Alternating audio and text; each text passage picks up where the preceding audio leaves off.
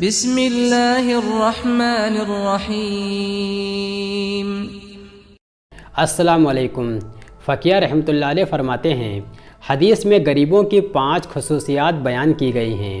Number 1، غریب کو ہر عمل کا ثواب مالدار سے زیادہ ملتا ہے، چاہے عمل دونوں کا ایک جیسا ہو۔ نمبر 2، غریب غریبی کی وجہ سے اپنی کسی تمنا کو پورا نہیں کر پاتا تو اس پر اس کو اجر ملتا ہے، بشرطے کہ صبر کرے۔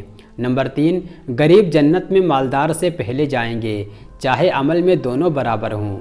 نمبر 4، آخرت میں غریب کا حساب آسان ہوگا۔ نمبر 5، قیامت میں مالدار کے مقابلے میں غریب کو شرمندگی کم ہوگی، اس وقت مالدار کہیں گے کاش ہم بھی غریب ہوتے۔ صحابہ رضی اللہ تعالیٰ عنہ نے رسول اللہ صلی اللہ علیہ وسلم سے عرض کیا کہ بعض مرتبہ ہم کو کسی چیز کی خواہش ہوتی ہے لیکن پیسے نہ ہونے کی وجہ سے اس کو حاصل نہیں کر پاتے، کیا اس پر اللہ کے یہاں اجر ملے گا؟ فرمایا اس پر اجر نہیں ملے گا تو کس پر اجر ملے گا؟ ضحاک رحمۃ اللہ علیہ فرماتے ہیں، کوئی شخص بازار جائے اور کسی چیز کو دیکھ کر کھانے کی خواہش ہو لیکن جیب خالی ہو، خرید نہیں سکتا اور ثواب کی امید پر صبر کرتا ہے تو اسے 1,00,000 درہم خیرات کرنے سے بھی زیادہ ثواب ملے گا۔